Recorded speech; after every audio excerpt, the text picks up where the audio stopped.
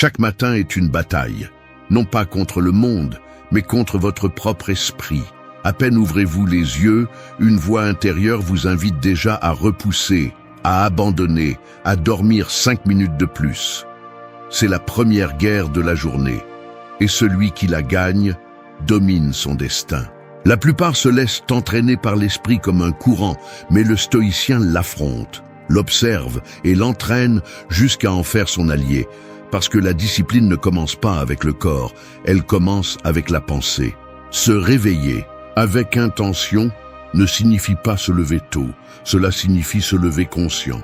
Savoir que chaque pensée a le pouvoir de construire ou de détruire votre journée. Marc Aurèle disait que l'esprit se colore des pensées qu'il abrite, et si les vôtres sont faibles, votre journée le sera aussi. C'est pourquoi l'entraînement commence avant toute action. Dans le silence, à cet instant où vous décidez de ne pas réagir, mais de diriger. Maîtriser l'esprit chaque matin est comme forger de l'acier. Ça fait mal, mais ça renforce. Cela implique de lâcher le bruit, de contrôler l'émotion, de se rappeler que la liberté n'est pas dans ce qui se passe, mais dans la façon dont vous répondez. Le monde peut être un chaos, mais si vous gouvernez votre esprit, rien d'extérieur ne pourra vous abattre. Vous n'avez pas besoin de motivation, vous avez besoin de clarté. Et cette clarté se construit avec une discipline quotidienne, avec de petites habitudes cohérentes qui vous préparent à résister à n'importe quelle tempête. C'est la véritable victoire, vous vaincre vous-même avant que la journée ne commence. 1. Réveillez-vous avec intention. Chaque matin est une sorte de renaissance. Tout le monde ne le comprend pas, car beaucoup se réveillent, comme si la vie leur devait quelque chose, l'esprit chargé de plaintes ou de fatigue. Mais celui qui cherche à maîtriser son esprit sait que la première minute de la journée définit tout ce qui vient après. Se réveiller avec intention ne signifie pas ouvrir les yeux et suivre le même schéma que d'habitude, c'est ouvrir les yeux et se rappeler que vous êtes ici pour devenir plus fort. Votre lit est le premier champ de bataille. Et si vous cédez à la paresse, vous avez déjà commencé à perdre. Le stoïcien ne se lève pas en espérant que la journée sera facile. Il se lève prêt à ce qu'elle soit difficile, mais décidé à l'affronter avec calme et clarté. L'intention est cette force invisible qui vous maintient debout lorsque la motivation s'éteint. Alors que d'autres commencent la journée en fuyant le bruit de leur esprit, vous la commencez en observant vos pensées, en choisissant celles qui méritent votre attention et celles qui ne la méritent pas. Car celui qui contrôle sa première pensée contrôle son destin. Quand votre esprit vous dit que vous êtes fatigué, qu'il n'y a pas d'énergie, que demain sera mieux, ne discutez pas avec lui, agissez simplement. La discipline ne se débat pas, elle s'exécute. Chaque matin, avant de regarder votre téléphone ou de penser à ce qui manque, arrêtez-vous une seconde.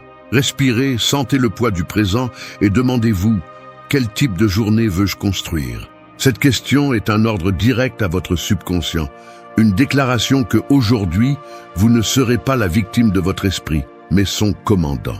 Marc Aurèle disait que l'esprit se colore des pensées qu'il abrite. Si vous vous réveillez avec gratitude et concentration, votre journée se teinte de clarté. Si vous vous réveillez avec des plaintes ou de l'anxiété, le chaos prend le contrôle.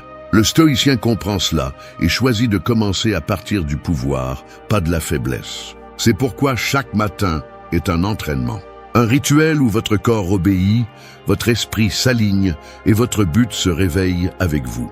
La première étape est de se lever quand votre esprit vous demande de rester. Ne cédez pas à cette voix intérieure qui cherche le confort. C'est là que commence la guerre. Il n'y a pas de victoire sans résistance et il n'y a pas de force sans lutte. Chaque fois que vous surmontez l'inertie, vous envoyez un message silencieux à votre subconscient. Je suis plus fort que mes excuses. Cette affirmation, répétée avec action, façonne votre caractère. Les grandes réalisations ne naissent pas dans des moments extraordinaires. Elles naissent dans la constance de chaque aube gagnée. Se réveiller avec intention implique également de ne pas chercher de raisons externes pour le faire. Ne le faites pas par obligation ni par pression, faites-le par respect pour vous-même. La discipline n'est pas une punition, c'est la liberté. Lorsque vous commencez la journée avec un but, Vous prenez le contrôle de vos émotions et vous vous préparez à toutes circonstances. Le monde peut être imprévisible, mais votre réponse n'a pas à l'être. Si vous vous réveillez conscient, rien ne vous surprend. L'intention ne dépend pas du nombre d'heures que vous avez dormi, mais de la valeur de votre décision de vous lever. Ne cherchez pas de motivation dans des phrases ou des chansons, trouvez-la dans votre engagement. Chaque matin, décidez si vous serez la victime de votre faiblesse ou l'architecte de votre force. Vous n'avez pas besoin de plus de temps, vous avez besoin de décision. Parce que celui qui domine ses matins domine sa vie. Et celui qui se réveille avec un but transforme même la journée la plus difficile en une opportunité de grandir. C'est ainsi que l'esprit s'entraîne, avec action, avec silence et avec décision. 2. Contrôle tes pensées. L'esprit est comme une ville sans mur. Si tu n'établis pas des limites claires, n'importe quelle pensée entre et détruit de l'intérieur. Chaque jour, des milliers d'idées traversent ton esprit. Beaucoup d'entre elles ne sont pas les tiennes, mais des restes de peur, de comparaison ou de bruit extérieur. Et si tu n'es pas attentif, ces idées s'installent, gouvernent ton humeur et conditionnent ta journée sans que tu t'en rendes compte.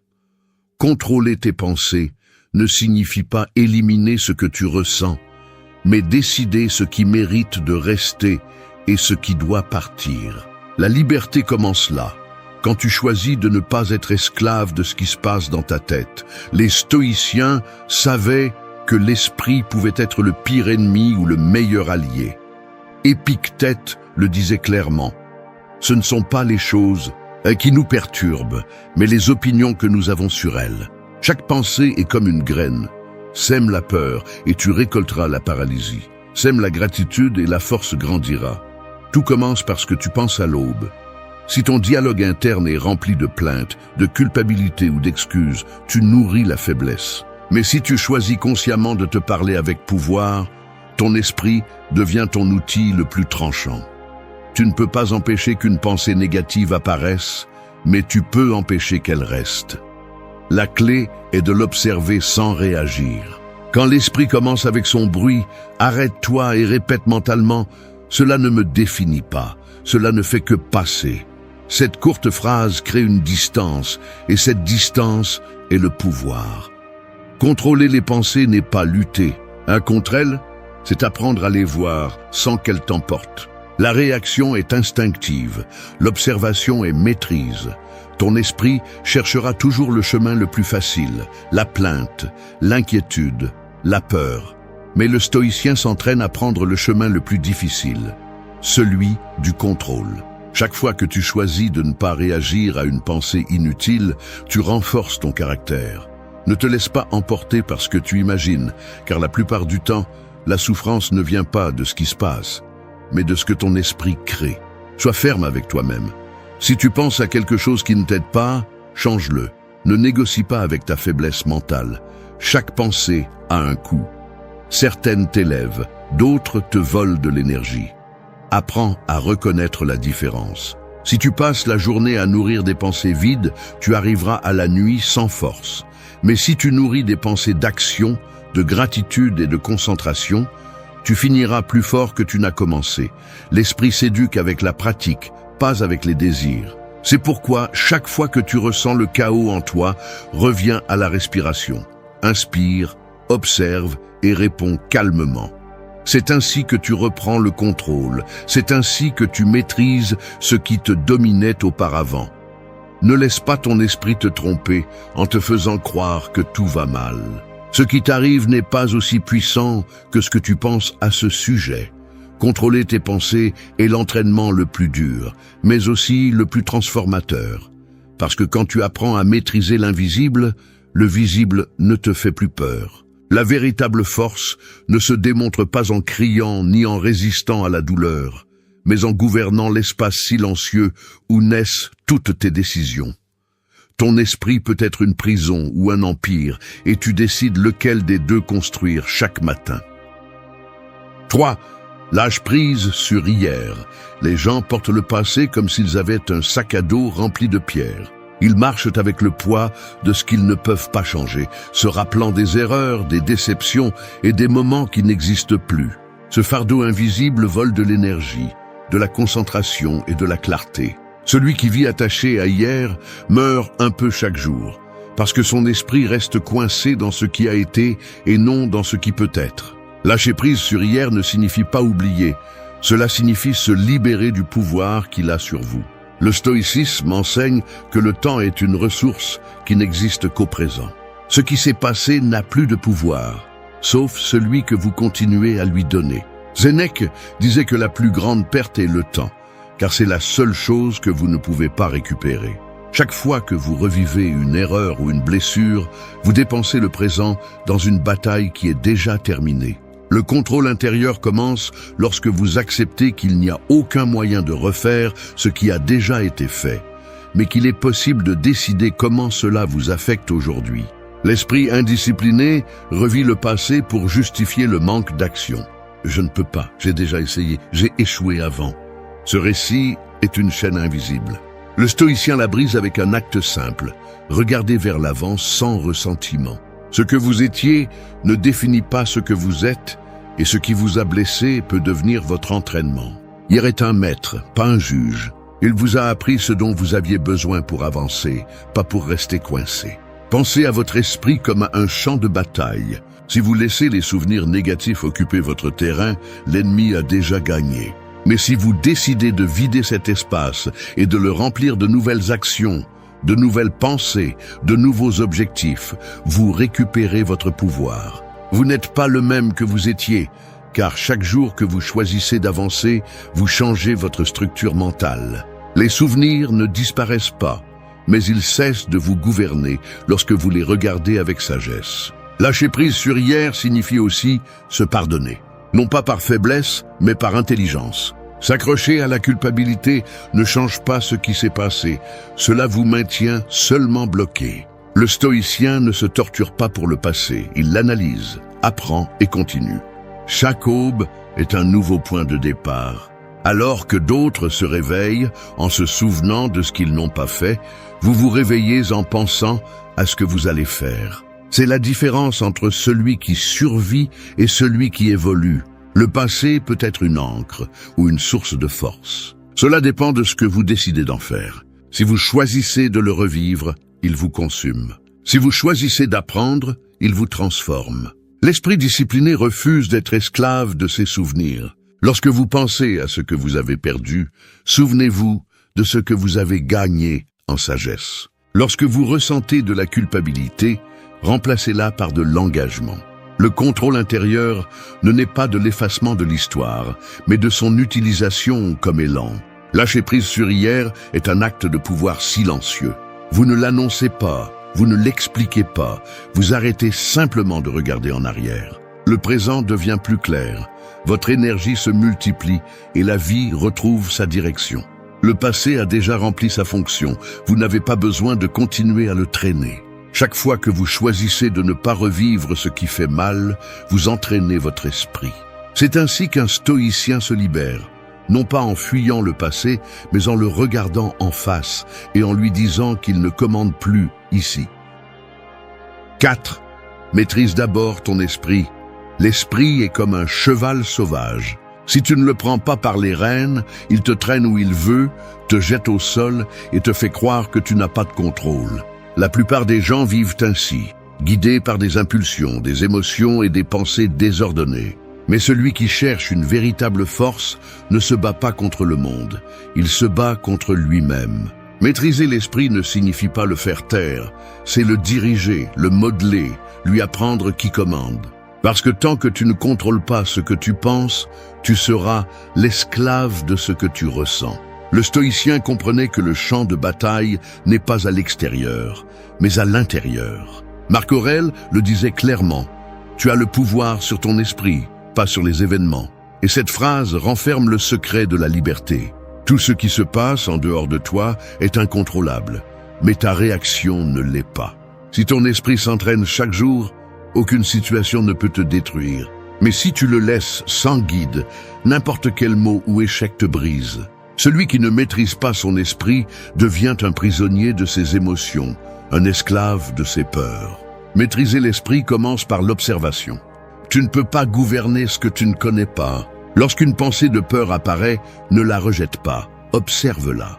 Demande-toi, est-ce une menace réelle ou simplement une histoire créée par mon esprit? La plupart des problèmes qui te tiennent éveillé la nuit n'existent pas en dehors de ta tête. Mais tant que tu y crois, ils te contrôlent.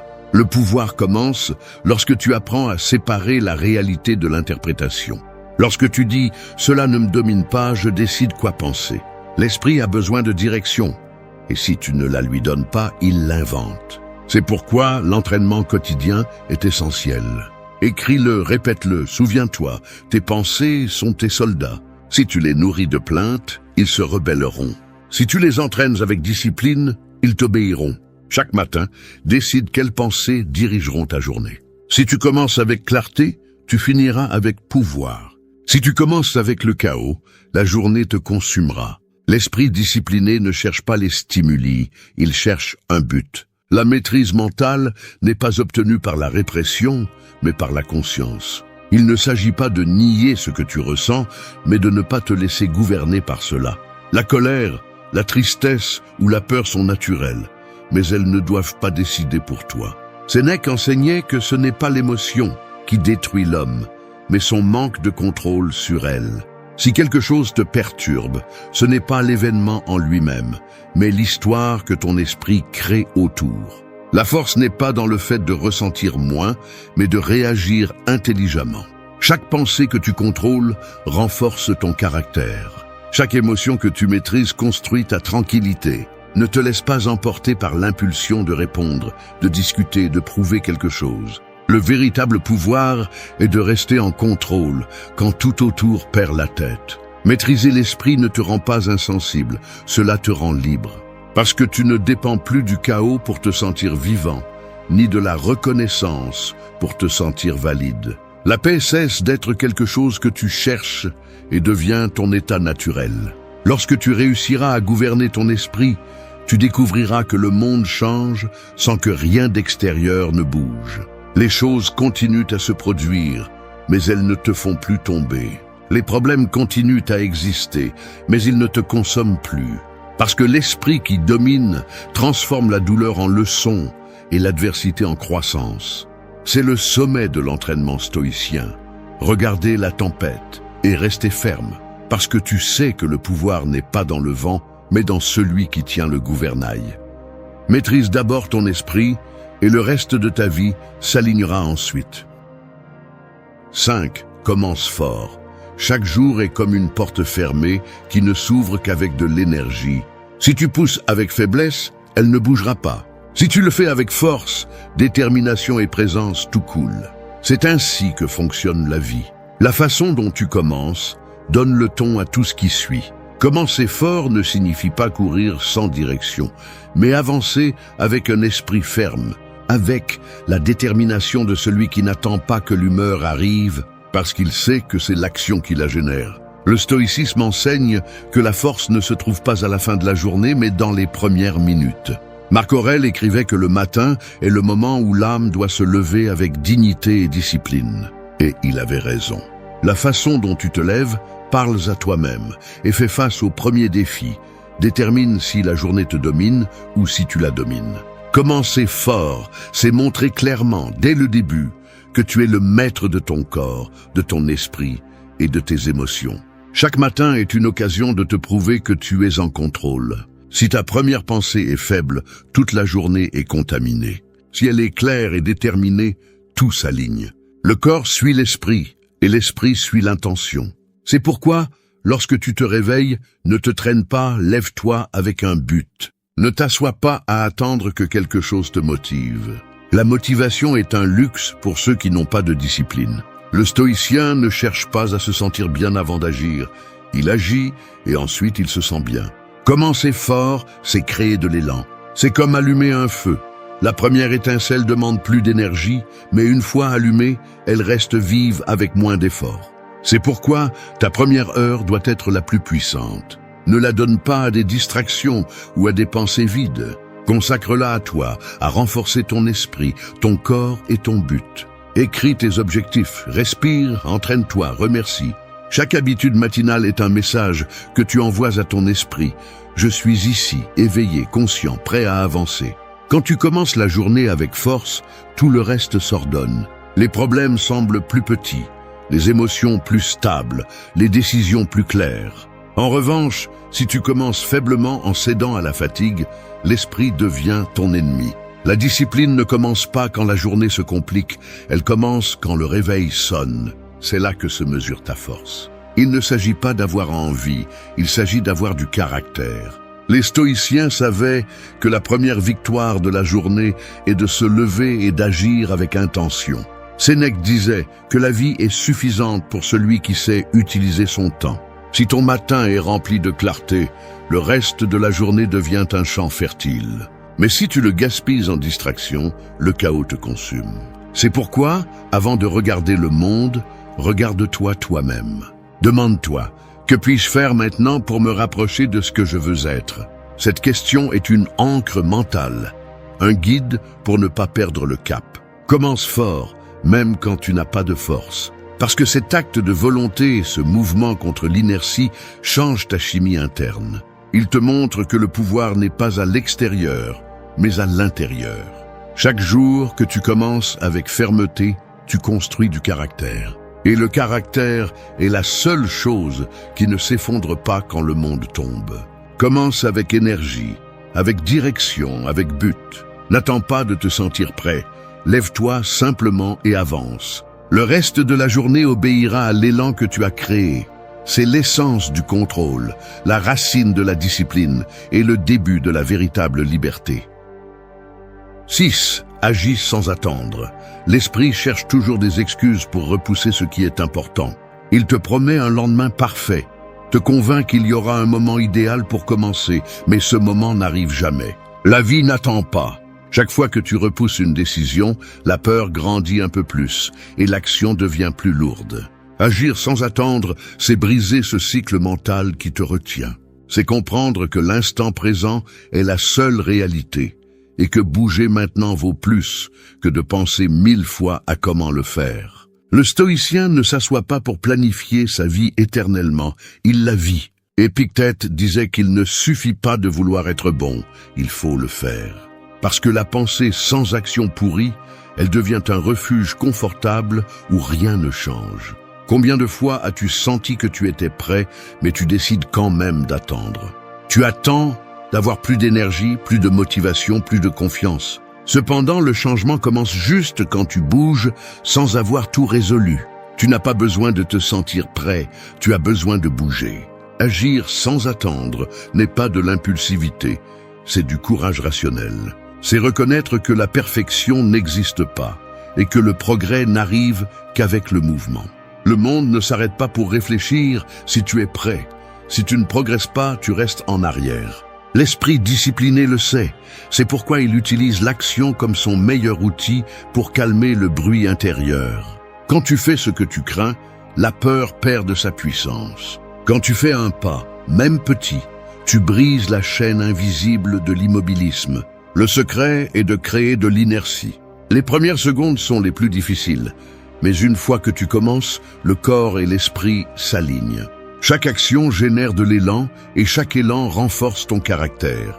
Ne t'arrête pas pour penser trop, parce que trop penser paralyse. La clarté arrive pendant que tu bouges, pas avant. Celui qui agit découvre des chemins que celui qui doute ne verra jamais. Sénèque disait que la chance est ce qui arrive quand la préparation rencontre l'opportunité. Mais cette opportunité n'apparaît pas pour celui qui est assis à attendre. Elle apparaît pour celui qui reste en mouvement, pour celui qui construit son chemin pendant que les autres ne font que l'imaginer. Si la peur t'arrête, souviens-toi que tu n'as pas besoin de te sentir confiant pour commencer. Tu as besoin de commencer pour te sentir confiant. L'action guérit l'insécurité mieux que n'importe quelle pensée positive. Agir sans attendre est aussi un acte de respect envers toi-même. C'est te dire que ta parole vaut quelque chose, que tes plans ne sont pas des promesses vides. Chaque fois que tu tiens ta parole, tu renforces ton estime de soi. Chaque fois que tu repousses, tu l'affaiblis. Il n'y a pas de croissance sans engagement et il n'y a pas d'engagement sans action. Tu peux lire, planifier, visualiser, mais si tu ne bouges pas une seule pièce, rien ne se transforme. Le stoïcien agit sans chercher des résultats immédiats. Il sait que l'action correcte est son devoir, pas sa garantie. Il fait ce qui doit être fait, sans attendre de récompense, sans chercher d'applaudissements. C'est la véritable discipline.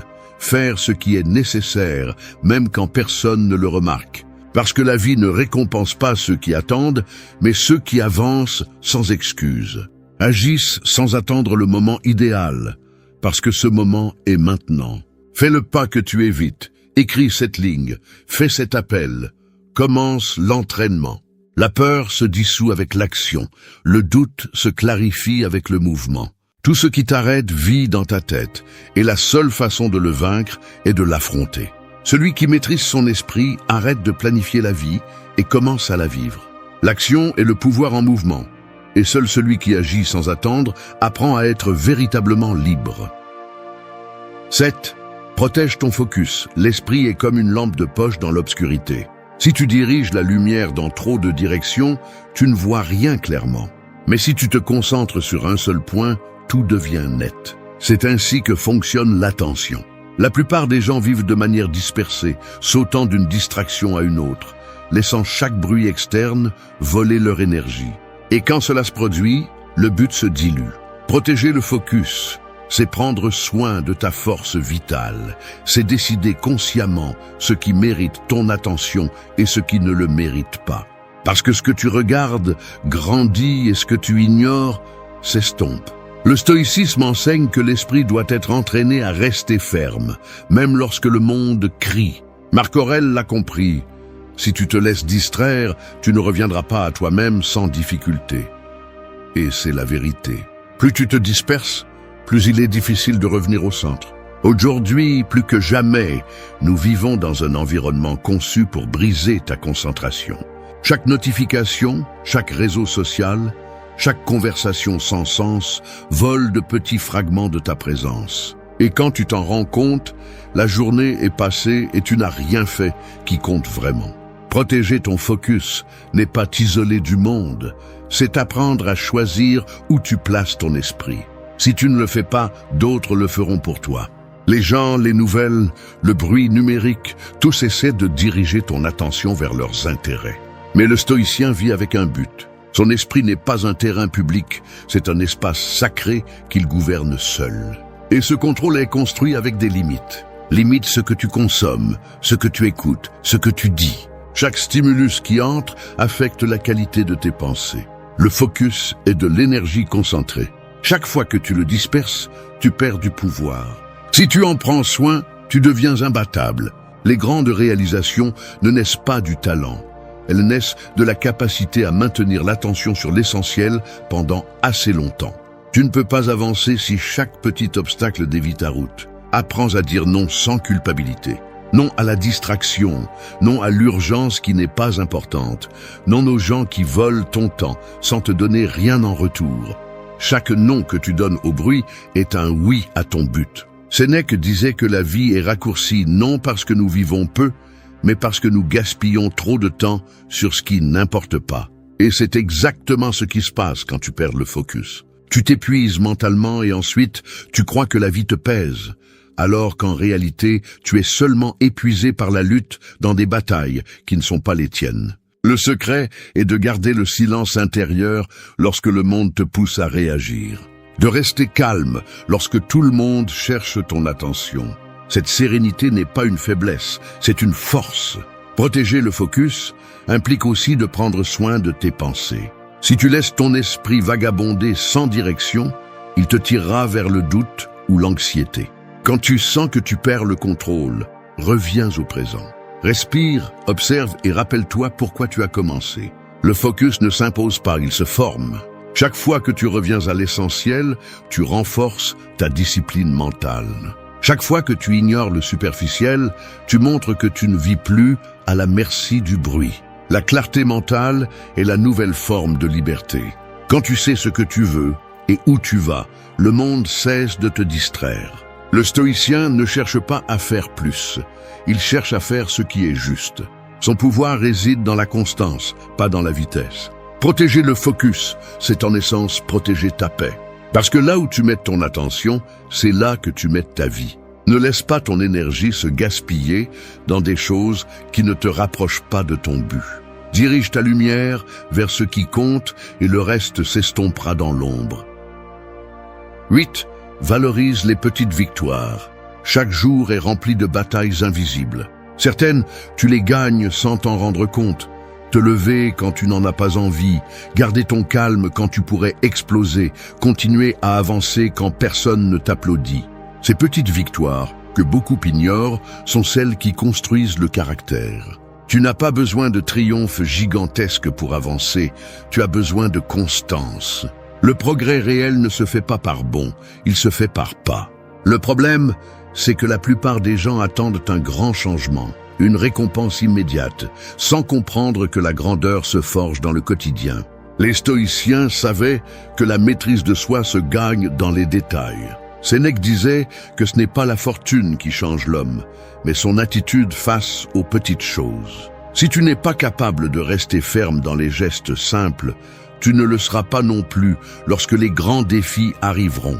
Chaque décision, chaque habitude, chaque pensée disciplinée est une graine qui germe en silence. Et ces graines, avec le temps, deviennent les fondations de ta force. Valoriser les petites victoires n'est pas du conformisme, c'est de la sagesse. C'est comprendre que chaque fois que tu choisis de ne pas abandonner, tu construis une version plus forte de toi-même. Que chaque jour où tu tiens une promesse, même minime, tu renforces la confiance en ta parole. Que chaque moment où tu gardes ton calme, alors que tu pourrais réagir avec colère, tu démontres ta maîtrise de toi-même. Ces moments ne font pas de bruit, mais ils façonnent ton esprit plus que n'importe quel accomplissement visible. L'esprit indiscipliné cherche des résultats immédiats.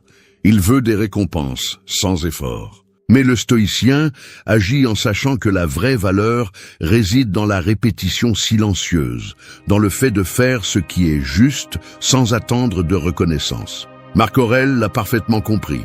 La perfection du caractère se construit avec des actes quotidiens.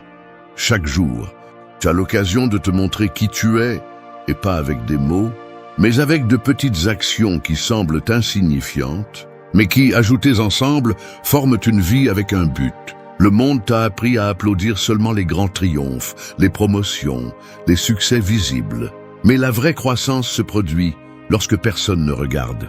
Dans ces jours où il est difficile de se lever, où tout semble pareil, où la motivation ne se présente pas, mais tu continues quand même. Ce type de force ne s'achète pas, il se travaille. La plus grande victoire n'est pas de conquérir le monde, c'est de te conquérir toi-même un peu plus chaque jour. Valoriser les petites victoires signifie aussi être reconnaissant pour le processus. Si tu ne célèbres que le résultat, tu deviens esclave de l'accomplissement. Mais si tu apprends à valoriser l'effort quotidien, tu trouves satisfaction sur le chemin. Le stoïcien vit dans le présent, non pas en attendant que quelque chose change, mais en changeant lui-même à chaque décision. La discipline devient naturelle lorsque tu apprends à reconnaître que les petits pas comptent aussi, qu'il n'y a pas de progrès inutile, que chaque action cohérente avec ton but te rapproche de la liberté intérieure. Chaque jour se termine par un choix, regarder ce qui manque ou reconnaître ce que tu as accompli. Celui qui ne voit que ce qui manque vit dans le manque. Celui qui valorise ce qu'il a avancé vit en plénitude. Tu n'as pas besoin d'être parfait, tu as besoin d'être constant.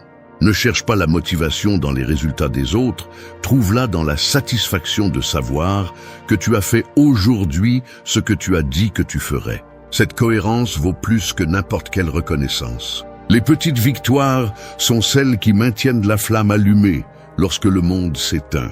Célèbre chaque pas, chaque acte de discipline, chaque pensée contrôlée. Non pas parce qu'ils sont grands, mais parce qu'ils sont à toi. C'est la différence entre celui qui survit et celui qui grandit. Danke, dass du bis zum Ende des Videos geblieben bist. Wenn du alles gesehen hast, kommentiere, ich bin stoisch, als unser geheimes Zeichen, zu wissen, dass du ein wahrer Schüler des Stoizismus bist. Vergiss nicht, den Kanal zu abonnieren und das Video zu liken, wenn es dir gefallen hat. Wir sehen uns im nächsten Video und denke daran, Kultiviere weiterhin deinen stoischen Geist. L'esprit n'est pas détruit par ce qui se passe à l'extérieur, mais par ce que tu permets de se passer à l'intérieur. C'est la vérité que peu de gens acceptent. Ce ne sont pas les circonstances qui te brisent, mais les pensées que tu choisis de nourrir. Un esprit sale, rempli de peur, de rancœur ou de culpabilité, transforme n'importe quel jour en une prison. Un esprit propre, en revanche, peut transformer même la douleur en sagesse. Le stoïcisme enseigne que le champ de bataille le plus important n'est pas dans le monde, mais dans ta tête. Si ton esprit est désordonné, rien d'autre ne fonctionnera. Tu peux avoir du succès, de l'amour ou de la reconnaissance, mais si tes pensées sont en guerre, tu vivras fatigué de toi-même. L'esprit ne se nettoie pas une fois, il s'entraîne tous les jours. Chaque pensée négative que tu laisses passer sans l'affronter devient une ombre qui se multiplie. C'est pourquoi le travail intérieur est le plus difficile, mais aussi le plus nécessaire.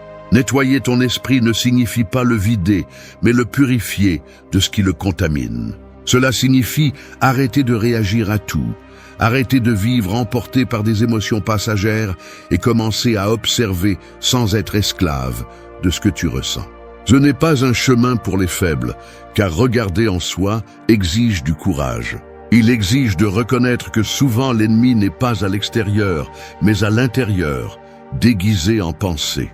Mais si tu apprends à maîtriser ton esprit, à observer sans juger, à lâcher ce que tu ne contrôles pas et à cultiver le calme, tu découvriras quelque chose de puissant. La véritable liberté n'arrive pas quand tout va bien, mais quand rien ne peut perturber ta paix intérieure. 1. Observe tes pensées. L'esprit est comme un ciel immense où les idées apparaissent et disparaissent comme des nuages. Certaines sont légères, passent rapidement et laissent place à la clarté, mais d'autres deviennent denses, sombres, lourdes et finissent par tout recouvrir. Si tu n'apprends pas à les observer, tu finiras par croire que tu es la tempête, alors qu'en réalité, tu as toujours été le ciel. C'est la différence entre vivre dominé par l'esprit ou vivre en contrôle de celui-ci. La plupart des gens ne pensent pas, ils réagissent. Ils vont de pensée en pensée, sautant d'inquiétude en inquiétude, sans prendre le temps de regarder ce qui se passe dans leur tête. Et ainsi, ils deviennent esclaves de leur propre bruit intérieur. Observer tes pensées, c'est comme allumer une lampe dans une pièce sombre. Au début, tu es surpris par tout ce que tu vois. Tu découvres de vieilles peurs cachées, des culpabilités accumulées, des mots que tu te répètes depuis des années sans t'en rendre compte. Mais une fois que tu les vois, ils ne peuvent plus te dominer. Les pensées n'ont de pouvoir que lorsque tu les crois sans les remettre en question. Quand tu les observes, elles perdent de leur force. Le stoïcisme enseigne que tu ne peux pas contrôler ce qui apparaît dans ton esprit, mais tu peux décider quoi en faire. Une pensée n'est pas un ordre, c'est juste un visiteur. Certains doivent rester pour t'apprendre quelque chose, d'autres doivent simplement partir. Chaque pensée que tu acceptes façonne ta réalité. Si ton esprit est plein de plaintes, tu verras des problèmes partout. S'il est plein de gratitude, tu verras des opportunités là où les autres ne voient que des obstacles. C'est pourquoi l'observation est la première étape vers le nettoyage mental. Cela signifie regarder sans réagir, comprendre sans juger, ressentir sans fuir. Quand tu y parviens, tu découvres que beaucoup de tes batailles étaient imaginaires, créées par des pensées répétées que tu n'as jamais remises en question. Observer tes pensées n'est pas un acte passif, c'est un acte de pouvoir. C'est te dire à toi-même « Je ne suis pas mon esprit, je suis celui qui l'observe ». C'est rompre l'identification avec la peur, avec la culpabilité, avec le passé. C'est reprendre l'autorité sur toi. Dans le silence de l'observation naît la clarté, et dans la clarté naît la liberté. Il ne s'agit pas d'éliminer les pensées, mais de choisir dans lesquelles tu vas investir ton énergie. Chaque jour, tu auras des centaines d'idées, d'émotions et de réactions, mais tu es le seul à décider lesquelles tu permets de grandir. Si tu cultives des pensées de discipline, de sérénité et de concentration, ton esprit devient ton allié. Si tu nourris des pensées de doute et de plainte, il devient ton geôlier. Le stoïcien ne cherche pas à arrêter de penser, il cherche à penser mieux. Et pour penser mieux, il faut d'abord observer. Alors arrête-toi. Ne fuis pas le bruit mental, regarde-le calmement. N'essaie pas de forcer le silence. Observe simplement le désordre jusqu'à ce qu'il commence à s'organiser de lui-même. Car quand tu regardes attentivement, tu découvres que derrière tout ce mouvement interne, il y a quelque chose qui ne change pas. Ta conscience. C'est ton véritable centre, l'endroit où aucune pensée ne peut te toucher.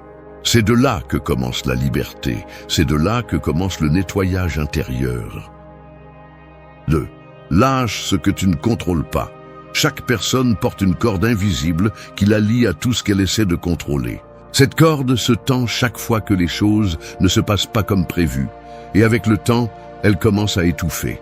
Le désir de contrôle se déguise en responsabilité, en perfectionnisme, en soin, mais derrière ce masque, il n'y a que de la peur. Peur de perdre, peur de ne pas pouvoir, peur que la vie ne suive pas le scénario que tu as imaginé. Plus tu luttes pour tout maintenir, plus vite cela t'échappe entre les doigts. Lâcher prise n'est pas abandonner. C'est libérer l'énergie qui est gaspillée en essayant de changer ce qui n'a jamais été entre tes mains. C'est accepter que tu ne peux pas arrêter la pluie, mais que tu peux apprendre à marcher sous elle. Le stoïcisme enseigne que la souffrance naît de l'attachement à l'incontrôlable. Vouloir que le passé soit différent ou que les autres agissent comme tu le souhaites est une bataille perdue. La seule chose qui t'appartient vraiment est ton jugement, ton attitude et ton action. Tout le reste est un décor qui change sans te demander la permission. L'esprit obsédé par le contrôle vit en tension constante. Il planifie chaque détail, anticipe chaque erreur possible et, malgré tout, se frustre lorsque la réalité ne coopère pas. Le contrôle est une illusion qui promet la sécurité, mais ne livre que l'anxiété. Quand tu lâches prise, en revanche, quelque chose d'inattendu arrive, la légèreté. Tu cesses de résister et commences à couler.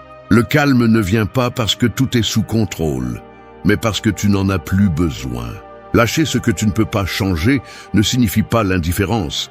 Cela signifie l'intelligence émotionnelle. Cela signifie savoir où investir ta force. Celui qui dépense son énergie à essayer de gérer l'inévitable finit épuisé avant l'heure. Celui qui la dirige vers ce qu'il peut contrôler grandit, se renforce et maintient son centre. Les stoïciens n'étaient pas conformistes, ils étaient réalistes. Ils comprenaient que la sérénité naît de la distinction entre ce qui dépend de toi et ce qui ne dépend pas. Chaque fois que tu répètes une préoccupation dans ton esprit, tu essaies de contrôler l'avenir. Chaque fois que tu revives une conversation du passé, tu essaies de réécrire ce qui a déjà été. Cette usure invisible te vole le présent. Et sans présent, il n'y a pas de clarté. Lâcher prise, c'est décider d'habiter le moment. C'est regarder ce qui se passe sans le juger comme bon ou mauvais, simplement comme ce qu'il est. L'acceptation n'élimine pas la douleur, mais la rend supportable. L'acte de lâcher prise implique aussi l'humilité. C'est reconnaître que la vie ne tourne pas à ta mesure. Tu peux planifier, t'efforcer et pourtant échouer. Et ce n'est pas une injustice, c'est la nature. Tout change, tout passe, tout se transforme. Résister à cela, c'est lutter contre l'essence même de l'existence. Le sage n'essaie pas de contrôler le courant, il apprend à le naviguer. Et pendant que les autres coulent en essayant de pousser l'eau, lui avance avec moins d'efforts. Le contrôle est addictif, car il donne une sensation de pouvoir momentanée. Mais quand le monde ne répond pas, cette sensation s'effondre et la frustration apparaît. La vraie force réside dans le fait de savoir s'adapter, pas dans le fait de tout dominer. Lâcher prise est une pratique quotidienne. Lâcher ce qui n'a pas marché, lâcher ce qui ne convient plus, lâcher même le besoin de tout comprendre. Tu n'as pas besoin d'avoir toutes les réponses pour avancer. L'esprit se nettoie lorsqu'il cesse de lutter contre l'inévitable. Lâche le passé, non pas parce qu'il n'a pas d'importance, mais parce qu'il a déjà rempli sa fonction. Lâche le besoin de contrôler les gens, non pas parce qu'ils ne t'intéressent pas, mais parce que leur chemin ne dépend pas de toi. Lâche l'obsession du futur, parce que l'anxiété ne le changera jamais. Tout ce que tu ne contrôles pas ne mérite pas ta paix. C'est l'enseignement le plus pratique du stoïcisme. Choisis où tu mets ton énergie et le reste, laisse-le partir avec dignité. 3. Silence ton esprit. Il y a des moments où le véritable bruit n'est pas à l'extérieur, mais à l'intérieur. Tu peux être dans une pièce calme et pourtant sentir que ton esprit crie. Les pensées se bousculent, les inquiétudes se répètent, les voix internes discutent entre elles. Tu vis entouré de bruit mental et le pire, c'est que tu t'y habitues. Tu apprends à vivre avec lui comme si c'était normal, mais ce n'est pas le cas. L'esprit bruyant vole de l'énergie, déforme la réalité et t'éloigne du présent. Le faire taire n'est pas un luxe. C'est une nécessité si tu veux retrouver ton pouvoir intérieur. L'esprit a besoin de silence, comme le corps a besoin de repos. Sans silence, il n'y a pas de clarté. Sans clarté, il n'y a pas de direction. Le stoïcisme enseigne que celui qui ne maîtrise pas son esprit finit par servir ses pensées. Et servir un esprit désordonné, c'est vivre dans le chaos. Le bruit mental est le résultat d'années sans observer, sans nettoyer, sans faire de pause. C'est l'accumulation de ce que tu n'as pas lâché, de ce que tu n'as pas dit, de ce que tu n'as pas pardonné. C'est pourquoi, lorsque tu gardes le silence, tu ne t'évades pas, tu te réorganises. Le silence n'est pas le vide, c'est la présence. Quand tu apprends à faire taire ton esprit, quelque chose de puissant se produit. Tu commences à remarquer les pensées qui passaient auparavant inaperçues. Tu te rends compte de la façon dont tu te parles, de combien tu te critiques, de combien de fois tu revivis le même problème. Et dans cette prise de conscience commence le nettoyage. Tu n'as pas besoin de te battre avec ton esprit pour le faire taire. Tu as juste besoin de l'observer avec patience, comme celui qui regarde la mer en attendant que la marée baisse. Le calme arrive de lui-même quand tu cesses de résister. Faire taire l'esprit ne signifie pas arrêter de penser. Cela signifie choisir quand et à quoi penser. Cela signifie apprendre à utiliser l'esprit comme un outil et non comme un maître. Cela signifie pouvoir s'asseoir avec soi-même sans ressentir d'anxiété. C'est le test de la maîtrise intérieure, être en silence et ne pas avoir besoin de se distraire. Quand tu y parviens, le bruit du monde perd son pouvoir sur toi. Le silence est le terrain où la sagesse grandit. Au milieu du tumulte, tu n'entends rien, mais dans le calme, tu commences à tout comprendre. L'esprit calme voit les choses telles qu'elles sont, pas comme il craint qu'elles soient. C'est pourquoi les grands sages parlaient peu, non pas parce qu'ils n'avaient rien à dire, mais parce qu'ils ont appris que la clarté n'a pas besoin de bruit pour s'imposer. Chaque mot que tu dis, sans penser, disperse ton énergie. Chaque silence conscient la renforce. Pratiquer le silence, c'est entraîner l'esprit à ne pas réagir immédiatement, à ne pas se laisser emporter par chaque impulsion. C'est respirer avant de répondre, penser avant d'agir, regarder avant de juger. C'est comprendre que tout ne mérite pas ton attention ni ta réponse. Quand ton esprit se tait, ton esprit parle. Et dans ce dialogue sans mots, tu te réconcilies avec toi-même. Tu ne peux pas contrôler ce que le monde dit, mais tu peux décider combien de paix tu garderas à l'intérieur. Faire taire l'esprit, c'est revenir à ton centre. C'est revenir à ce point où rien d'extérieur n'a le pouvoir de te perturber. Et quand tu arrives là, tu découvres quelque chose qui change tout. Le silence n'est pas l'absence de bruit, c'est la présence absolue de toi-même. Et 4. Chercher des moments de calme. La vie moderne est devenue une course où personne ne sait exactement où il va, mais tout le monde court pour ne pas être laissé pour compte. Ils courent avec le téléphone à la main, l'esprit dans le futur et l'âme nulle part. Le calme est devenu un luxe que peu de gens se souviennent de ce que c'est. Cependant, les stoïciens enseignaient que la sérénité ne se trouve pas en fuyant le monde, mais en apprenant à rester au milieu de celui-ci sans se perdre. Chercher des moments de calme n'est pas fuir le bruit, c'est se rappeler qui vous êtes quand tout s'arrête. Le calme n'apparaît pas par hasard, il se construit. Il se construit avec de petits actes de conscience, avec des pauses intentionnelles, avec l'art d'être présent sans avoir besoin de réagir à tout. Dans un esprit sans calme, tout devient un problème. Dans un esprit serein, même le chaos devient supportable. C'est pourquoi celui qui apprend à s'arrêter maîtrise son environnement. Chaque pause consciente est un acte de rébellion contre la vitesse du monde. Les moments de calme sont comme des refuges invisibles. Vous n'avez pas besoin de montagnes, de temples ou de silence absolu. Parfois, il suffit de fermer les yeux pendant quelques secondes et de se rappeler que vous n'êtes pas vos pensées ni vos émotions, mais celui qui les observe. Cette distance intérieure est le pouvoir. C'est l'espace où vous retrouvez clarté et force. Lorsque vous ne vous donnez pas cet espace, vous réagissez impulsivement. Vous dites ce que vous ne vouliez pas, vous faites ce que vous ne deviez pas, et vous finissez par le regretter. Mais quand vous apprenez à vous arrêter, vous pouvez répondre avec sagesse. Chercher le calme ne signifie pas se déconnecter du monde. Cela signifie se reconnecter avec soi-même. Cela signifie arrêter de chercher l'approbation des autres, arrêter de se soucier de ce qui ne dépend pas de vous et se concentrer sur le maintien d'un esprit stable en toutes circonstances. Dans ce calme, vous découvrez quelque chose que peu de gens parviennent à comprendre.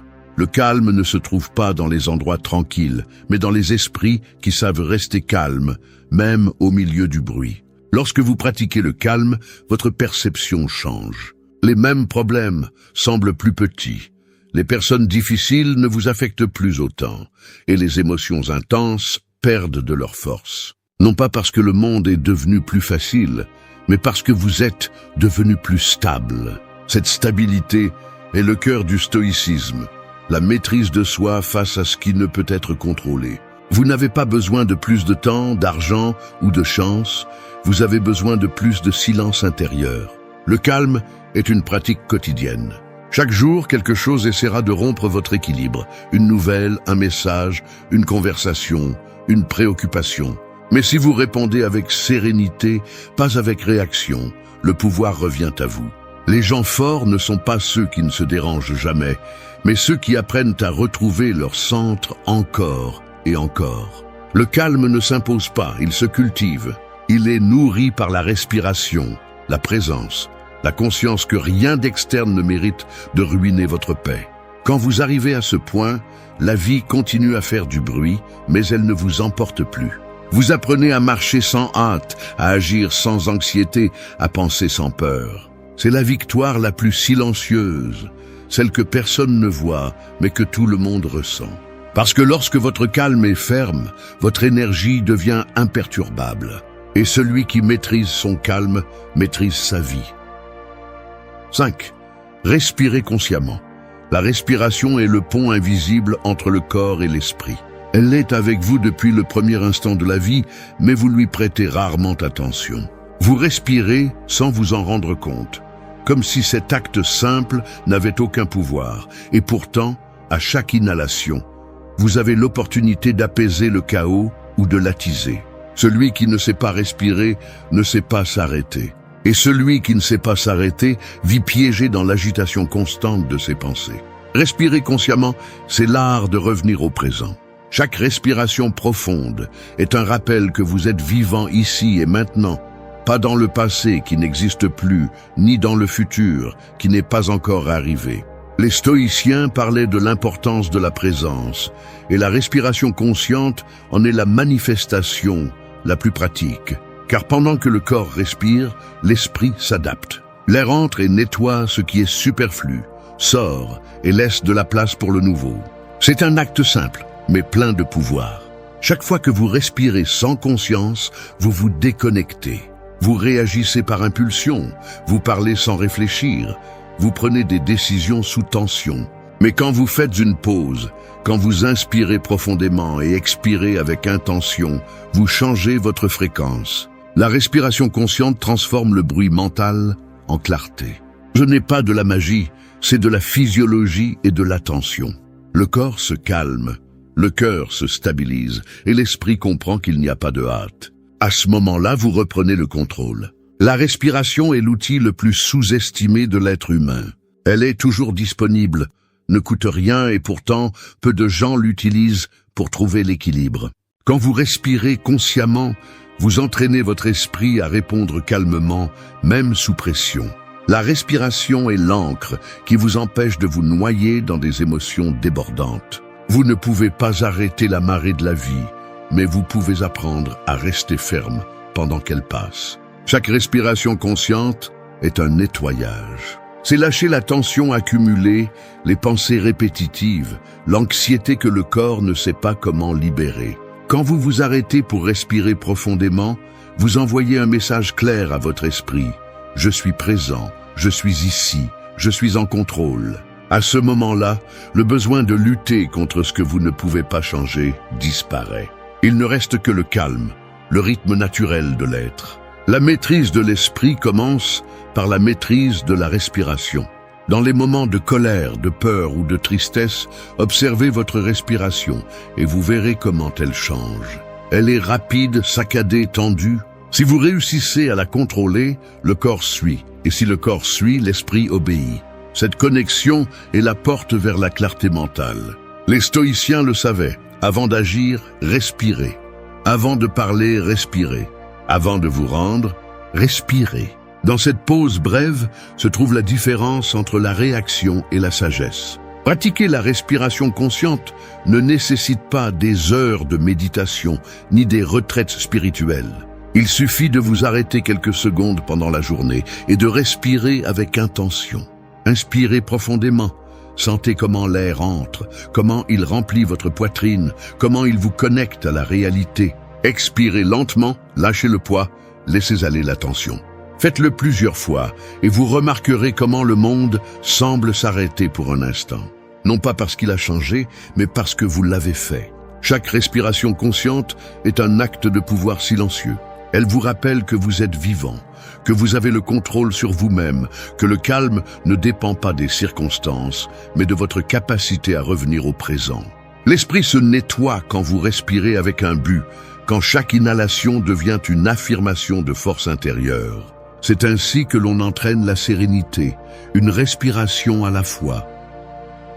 6. Pardonne et avance. Il y a des blessures qui ne saignent pas mais qui pèsent lourd. Tu les portes en silence, comme des pierres dans ta poitrine, et même si ton corps continue de marcher, ton âme reste bloquée à l'endroit où elle a été blessée. La rancune est une chaîne invisible qui lie le passé au présent. Tu penses que la haine te donne du pouvoir, mais en réalité, elle te consume. Et pendant que tu attends que l'autre personne répare les dégâts, le temps s'échappe, l'esprit se salit et la paix se dissout. Le pardon n'est pas une faveur que tu fais aux autres, c'est un nettoyage profond que tu fais en toi. Les stoïciens comprenaient que le ressentiment est une forme d'esclavage émotionnel. Tant que tu te souviens de ce qu'on t'a fait avec colère, tu restes prisonnier de cet instant. Le pardon n'efface pas l'histoire, mais il coupe le lien avec la douleur. Il ne s'agit pas de justifier ou d'oublier, mais de lâcher prise, parce que tout ce que tu ne lâches pas te contrôle. Et si quelque chose te contrôle, cela te vole ta liberté mentale. Pardonner ne signifie pas te réconcilier avec celui qui t'a fait du mal, mais cesser de lui donner du pouvoir sur tes pensées. Cela signifie regarder en arrière sans que ton cœur ne se serre. Cela signifie reconnaître que tu ne peux pas changer ce qui s'est passé, mais que tu peux choisir comment vivre avec. Le pardon est une discipline mentale, une décision consciente de ne plus porter ce qui ne sert plus. Il y a des gens qui portent leur passé comme s'il s'agissait de leur identité. Ils se définissent par leurs blessures, leurs trahisons, leurs erreurs. Et sans s'en rendre compte, ils répètent l'histoire encore et encore, parce que leur esprit est plein de ce qu'ils n'ont jamais nettoyé. Mais quand tu pardonnes, tu fais de la place pour du nouveau. Le pardon est une purification silencieuse, une façon de dire à la vie que tu es prêt à avancer sans poids. Le stoïcien ne s'accroche pas à la douleur, il l'étudie, la comprend et la laisse partir. Il sait que chaque expérience, même les plus dures, a une leçon cachée. Il ne reste pas dans la blessure, il se concentre sur l'enseignement. Et cette différence change tout. Parce que celui qui reste dans le ressentiment stagne, mais celui qui apprend du coup grandit. Pardonner n'est pas oublier, c'est se souvenir sans souffrir. C'est pouvoir regarder la blessure et voir de la force au lieu de la colère. Le pardon libère de l'énergie. Toute celle que tu utilisais auparavant pour maintenir la rancune vivante te revient transformée en clarté. Il n'y a pas de nettoyage mental plus puissant que celui-ci. Tant que tu gardes du ressentiment, ton esprit sera occupé par le passé. Et personne ne peut avancer s'il continue de regarder en arrière. Pardonner, c'est aussi se pardonner. Parfois, l'esprit se remplit de culpabilité pour ses propres erreurs, pour ce que tu n'as pas fait ou dit, pour ce que tu as permis. Mais te punir éternellement ne te rend pas meilleur. Cela te maintient seulement coincé dans le même cycle. La culpabilité se nettoie avec la responsabilité, pas avec la souffrance. Apprends la leçon. Prends une décision différente et continue d'avancer. C'est cela la maturité. Le pardon n'arrive pas d'un coup, il arrive par couche. Chaque jour où tu décides de ne pas nourrir la rancune, tu guéris. Chaque fois que tu choisis la paix plutôt que la revanche, tu grandis. Chaque fois que tu te souviens sans douleur, tu te libères. Le stoïcisme enseigne que la sérénité ne dépend pas du changement des autres, mais de ton choix de ne pas être dominé par ce qui s'est déjà passé. Alors, lâche prise, non pas pour eux, mais pour toi. Parce que seul celui qui pardonne vraiment peut avancer avec l'esprit clair et le cœur en paix. 7. Agis sans distraction. L'esprit est comme une épée. Si on ne l'entraîne pas, il rouille. Si on l'utilise sans concentration, il finit par blesser celui qui le manie. À l'ère des écrans, l'esprit humain est devenu un champ de bataille constant. Chaque notification est une petite invasion. Chaque distraction, un voleur silencieux qui vole du temps, de l'énergie et du but. Celui qui ne contrôle pas son attention perd le pouvoir sur sa vie. La distraction ne vous éloigne pas seulement de vos objectifs, elle affaiblit aussi votre caractère, car elle vous habitue à vivre en fragments, sautant d'une pensée à l'autre sans rien terminer. Agir sans distraction est une forme de résistance. C'est aller à l'encontre du rythme effréné du monde et décider que votre énergie ne sera pas dispersée dans le trivial. Le stoïcisme enseigne que le contrôle mental commence par la direction de l'attention. Là où vous mettez votre attention, là ira votre vie. Si l'esprit est plein de bruit, vos actions seront chaotiques. Mais si vous apprenez à vous concentrer, votre esprit devient un canal propre et votre énergie se transforme en résultats concrets. La clarté ne vient pas du désir, mais de la discipline. Chaque fois que vous remettez quelque chose d'important pour vous occuper de l'immédiat, vous vous trahissez. La distraction est une forme moderne d'autotromperie. Vous pensez que vous êtes occupé, mais en réalité, vous évitez ce qui compte vraiment. L'esprit distrait cherche des stimuli. L'esprit discipliné cherche un but. Et cette différence marque la distance entre une vie gaspillée et une vie avec direction. Agir sans distraction signifie agir avec présence. Il ne s'agit pas de faire plus de choses, mais de faire ce que vous faites avec toute votre attention. Cela signifie laisser le téléphone de côté, fermer les portes du bruit et vous consacrer entièrement à la tâche. Lorsque vous y parvenez, le temps change de forme. Une heure de concentration vaut plus qu'une journée entière de dispersion.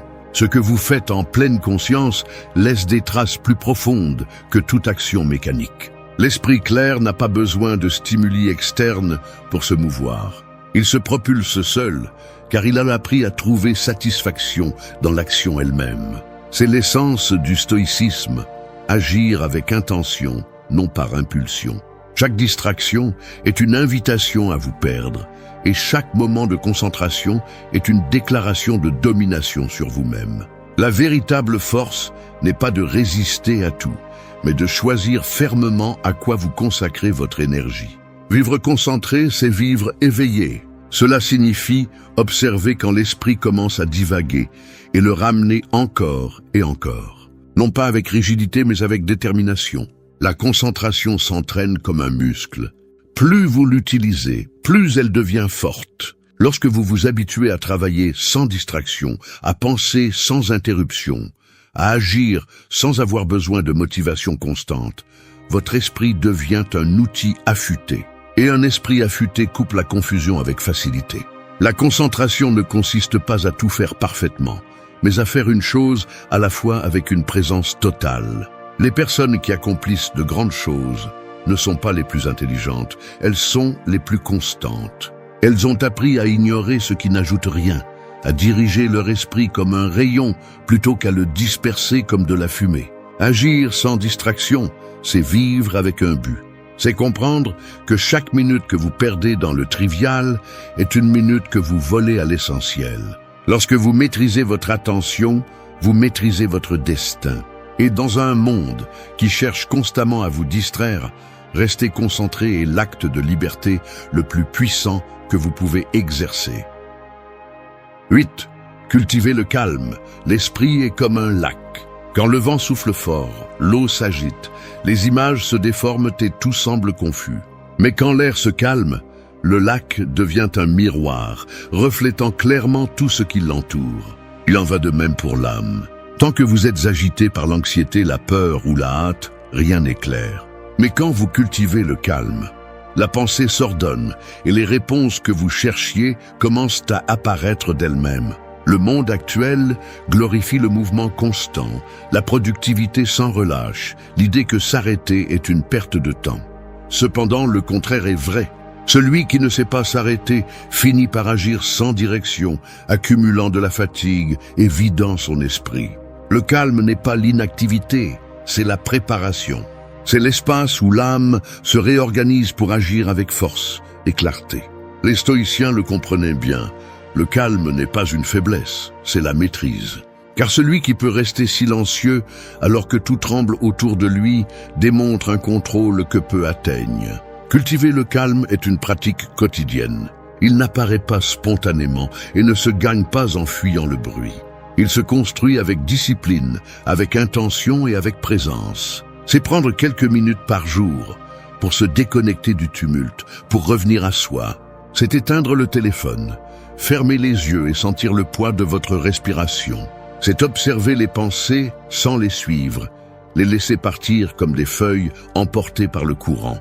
Cette pratique simple est l'une des plus puissantes qui existent, car elle vous apprend à vous habiter. Lorsque vous cultivez le calme, vous découvrez que le bruit extérieur ne vous affecte plus de la même manière. Les offenses pèsent moins, les problèmes perdent leur urgence, les émotions deviennent gérables. Non pas parce que le monde est devenu plus facile, mais parce que vous êtes devenu plus fort. L'esprit calme est comme une forteresse invisible. De l'extérieur, elle peut sembler fragile, mais à l'intérieur, rien ne la secoue. C'est la véritable force, celle qui n'a pas besoin de se montrer pour exister. Le calme vous apprend aussi à écouter. Pas seulement les autres, mais vous-même.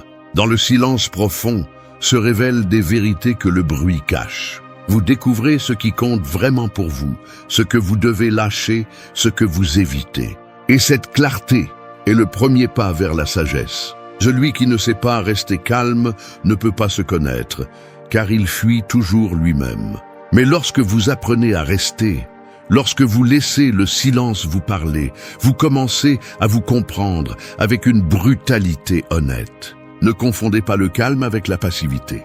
L'esprit calme n'est pas endormi, il est éveillé d'une manière que peu comprennent. C'est le calme de l'archer avant de lâcher la flèche, la respiration du guerrier avant la bataille. Dans cet instant, il n'y a ni peur ni hâte, seulement la présence. Et de cette présence naît toute action efficace. Car un esprit calme n'agit pas par impulsion, il agit par décision. Cultiver le calme est la dernière étape du nettoyage mental. Après avoir observé, lâché, fait silence, respiré et pardonné, le calme arrive comme la culmination du processus. C'est l'état où l'esprit cesse de lutter contre lui-même. À ce stade, la pensée cesse d'être un ennemi et devient un outil. C'est le but de la maîtrise intérieure, pouvoir s'asseoir en silence avec soi-même et se sentir en paix. Lorsque vous atteignez ce calme, le monde peut continuer à tourner, le bruit peut continuer. Les problèmes peuvent survenir, mais rien ne parvient à vous sortir de votre centre. Parce que vous comprenez que la véritable stabilité ne vient pas du contrôle de l'environnement, mais de la maîtrise de l'esprit. Et celui qui maîtrise son esprit, maîtrise déjà son destin. Danke, dass du bis zum Ende des Videos geblieben bist. Wenn du alles gesehen hast, kommentiere, ich bin stoisch, als unser geheimes Zeichen, um zu wissen, dass du ein wahrer Schüler des Stoizismus bist. Vergiss nicht, den Kanal zu abonnieren und das Video zu liken, wenn es dir gefallen hat. Wir sehen uns im nächsten Video und denke daran, cultiviere weiterhin deinen stoischen Geist. Le bonheur ne se trouve pas lorsque tout s'emboîte, mais lorsque tu apprends à rester ferme, alors que tout semble s'effondrer. Il est facile de se sentir en paix quand rien ne fait mal, mais la véritable force se révèle au milieu du chaos.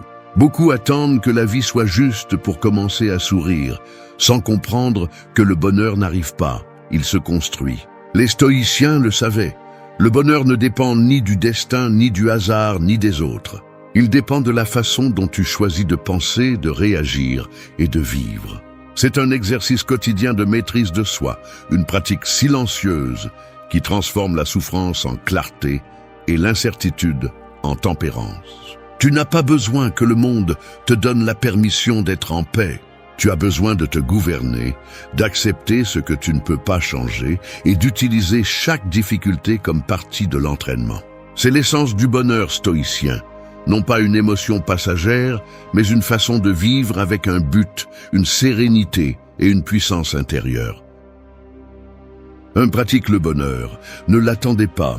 Il y a ceux qui attendent le bonheur comme s'ils attendaient une lettre qui n'arrive jamais. Ils s'assoient devant la fenêtre de la vie en croyant qu'à un moment donné, le destin frappera à leur porte avec de bonnes nouvelles. Mais le bonheur ne fonctionne pas comme ça. Ce n'est pas un événement, c'est une action. Ce n'est pas un cadeau, c'est une pratique. L'attendre, c'est comme prétendre apprendre à nager en observant la mer depuis le rivage. Ce n'est que lorsque vous décidez de vous jeter à l'eau, même si cela vous fait peur, que le véritable apprentissage commence. La plupart des gens sont convaincus qu'ils seront heureux lorsqu'ils auront accompli quelque chose, lorsqu'ils auront plus d'argent, plus d'amour, plus de reconnaissance. Mais chaque fois que vous atteignez un objectif, le désir se renouvelle et le bonheur s'éloigne un peu plus. C'est un mirage qui recule à mesure que vous avancez. Les stoïciens ont compris que poursuivre le bonheur en dehors de soi-même est une condamnation, car l'extérieur change toujours. Il s'échappe toujours. Marc Aurèle l'a écrit clairement, « Le bonheur de ta vie dépend de la qualité de tes pensées ». Il n'a pas parlé de tes possessions, ni de tes relations, ni de tes triomphes, mais de comment tu choisis de penser face à ce qui se passe. Pratiquer le bonheur signifie décider chaque jour de ne pas être victime de l'environnement. C'est regarder ce que vous avez et le rendre suffisant. C'est résister à la tentation de se plaindre et la remplacer par de la gratitude. C'est assumer que la vie ne sera pas parfaite, mais que vous pouvez quand même agir avec dignité. Ce n'est pas un sourire forcé, mais une sérénité ferme qui naît de la compréhension. Si vous attendez que le monde se calme pour aller bien, vous ne le serez jamais. Il y aura toujours du bruit, des pertes, des déceptions. Mais celui qui pratique le bonheur ne dépend pas de cela. Il s'entraîne à maintenir son centre au milieu du chaos. Le problème est que nous confondons le bonheur avec le plaisir.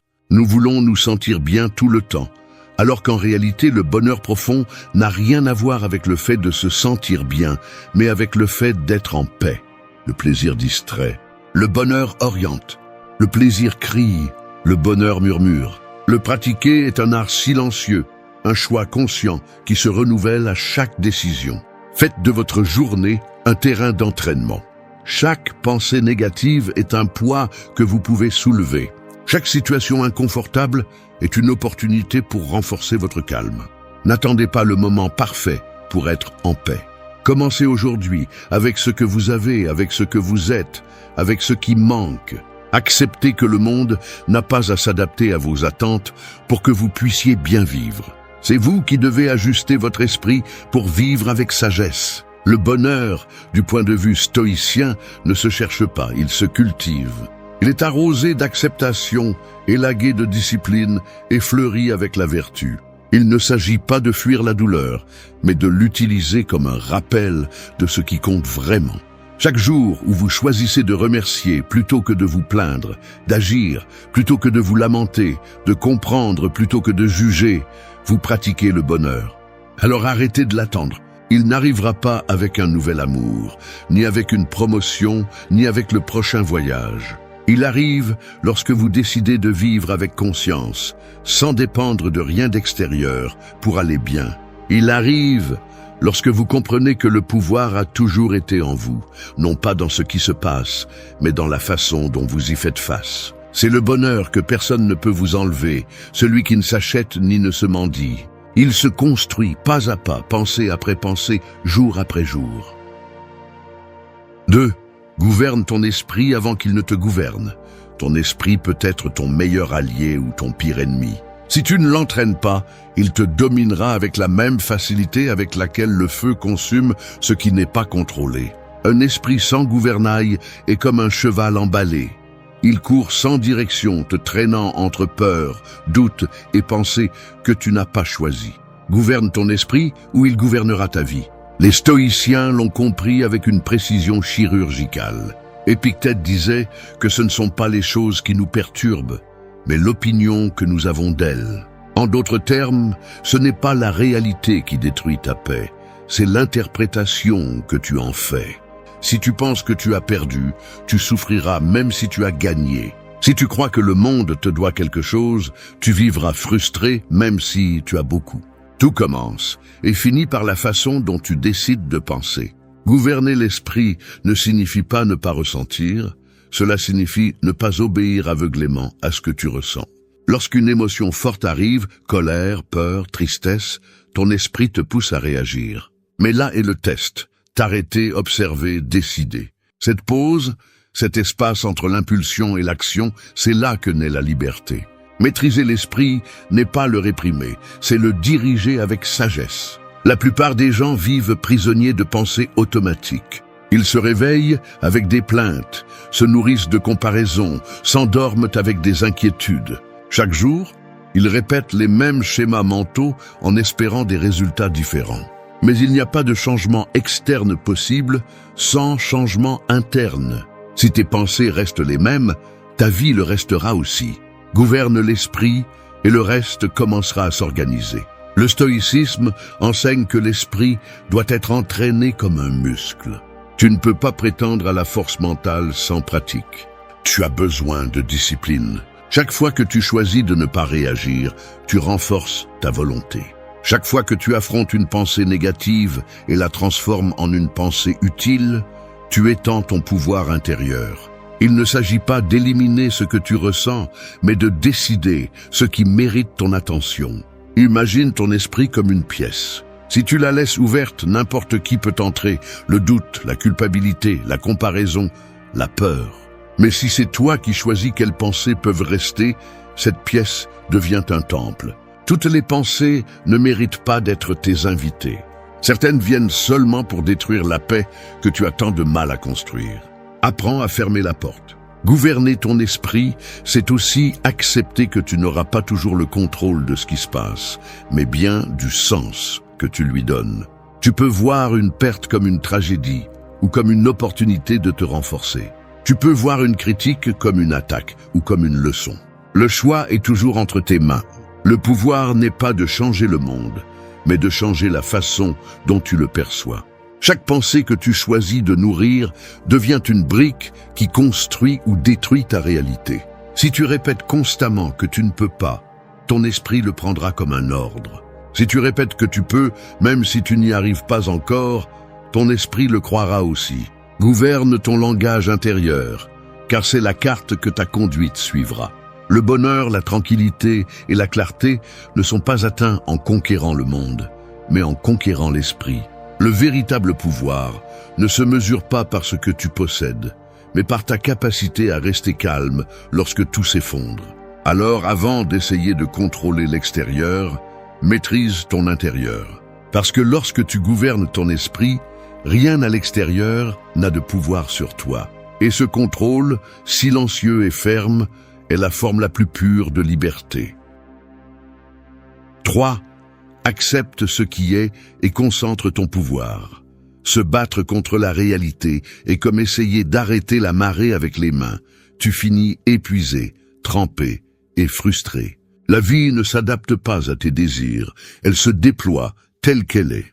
Pendant que tu résistes, elle avance. Accepter ne signifie pas se rendre, cela signifie cesser de dépenser de l'énergie dans ce que tu ne peux pas changer et utiliser cette force pour ce qui est en ton pouvoir. Les stoïciens appelaient cela la dichotomie du contrôle. Marc Aurèle l'a mieux compris que quiconque. Si cela échappe à ton contrôle, laisse-le partir. Si cela dépend de toi, agis avec excellence. C'est simple mais puissant. Accepter ce qui est n'est pas se résigner. C'est comprendre qu'il y a des batailles qui n'existent que dans l'esprit. Lorsque tu apprends à lâcher ce que tu ne peux pas modifier, tu ne perds pas de pouvoir, tu le récupères. Pense à toute l'énergie que tu gaspilles en te plaignant de l'inévitable. Le trafic, l'attitude de quelqu'un, une perte, une trahison. Tu passes des heures, des jours ou même des années à penser à ce qui aurait pu être différent. Mais pendant que tu te lamentes, la vie continue. Rien ne change avec les plaintes, rien ne s'améliore avec le déni. L'acceptation est une forme d'intelligence. Elle reconnaît les limites du pouvoir humain et, en même temps, les utilise à son avantage. Accepter n'est pas passivité, c'est direction. Lorsque tu arrêtes de te battre contre l'inamovible, ton énergie cesse de se disperser. Tu peux concentrer ton pouvoir là où il a vraiment un impact, dans ton attitude, dans ton action, dans ton esprit.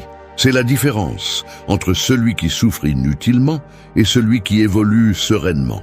L'un crie contre la tempête, l'autre construit un refuge. L'erreur commune est de croire que accepter, c'est se rendre. Mais en réalité, celui qui accepte devient libre. Il ne dépend pas du résultat pour avoir la paix. Il sait que la vie ne sera pas toujours juste, que les gens échoueront, que la douleur arrivera sans prévenir, mais il choisit quand même de rester ferme. Cette fermeté ne s'apprend pas pendant les jours tranquilles, mais pendant les jours où tout est mis à l'épreuve. Les stoïciens ne cherchaient pas à éliminer les émotions, mais à les comprendre. Quand quelque chose fait mal, la douleur ne disparaît pas en la niant. Elle se transforme quand tu la regardes en face. Accepter, c'est ouvrir les yeux sur la vérité et, à partir de là, agir avec clarté. C'est arrêter de maudire ce qui se passe et te demander « Que puis-je faire maintenant avec cela ?» Cette pensée change tout. Tu passes de victime à protagoniste, d'impuissant à responsable. Il y a des choses qui t'échappent, le temps, l'opinion des autres, le passage du temps. Mais il y a quelque chose qui t'appartient toujours, ta réponse. Ton pouvoir n'est pas d'éviter la tempête, mais de garder le contrôle du gouvernail. Lorsque tu concentres ton énergie sur ce qui dépend de toi, le chaos perd son pouvoir sur toi. Celui qui accepte domine, parce que rien ne peut entraîner celui qui ne résiste plus. L'acceptation ne te rend pas faible.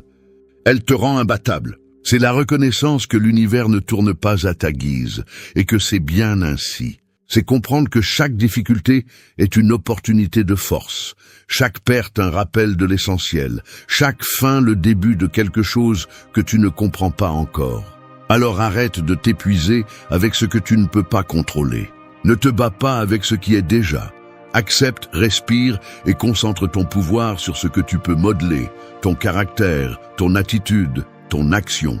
Parce que là, à ce point silencieux où tu choisis de ne pas résister mais d'agir avec sagesse, commence la véritable liberté intérieure. 4. Utilise la douleur comme ta forge. Le feu qui détruit peut aussi purifier. Tout dépend de ce que tu fais à l'intérieur. La douleur n'est pas ton ennemi, c'est ton atelier. Elle te frappe, te fond, te brise, oui, mais elle te façonne aussi, te trempe et te révèle de quoi tu es vraiment fait. Les faibles fuient la douleur. Les sages la transforment. Ils la comprennent comme un maître sévère, mais juste. Les stoïciens ne demandaient pas une vie sans souffrance, car ils savaient qu'une existence sans défi n'enseigne rien. Sénèque l'a dit clairement. Aucun homme n'est plus malheureux que celui qui n'a jamais affronté l'adversité, car on ne lui a pas permis de se tester lui-même. Et il avait raison. Si tout était facile, tu ne développerais jamais de caractère. Sans l'épreuve, il n'y a pas de croissance. Sans la blessure, il n'y a pas de sagesse. Le problème est que la douleur est inconfortable. Et la société moderne nous a appris à fuir tout ce qui est inconfortable. Si quelque chose fait mal, nous l'évitons. Si quelque chose coûte, nous le reportons. Mais plus tu fuis, plus tu deviens faible. La douleur ne disparaît pas parce que tu l'ignores. Elle se cache et revient plus forte. C'est pourquoi le stoïcien choisit de l'affronter avec la tête haute. Il sait que chaque difficulté cache une leçon qui ne s'apprend pas dans le calme. Utiliser la douleur comme ta forge signifie laisser les expériences difficiles te transformer, pas te détruire. Quand quelque chose se brise en toi, tu as deux options. Rester à regarder les morceaux ou construire quelque chose de nouveau avec eux. La douleur ne te définit pas, mais elle révèle ton niveau de maîtrise intérieure. Celui qui se plaint du feu se brûle. Celui qui apprend à respirer à l'intérieur se purifie. Rien n'enseigne plus sur toi-même que la souffrance. Quand tu perds, quand tu es rejeté, quand la vie te prend ce que tu croyais éternel, l'ego se tait.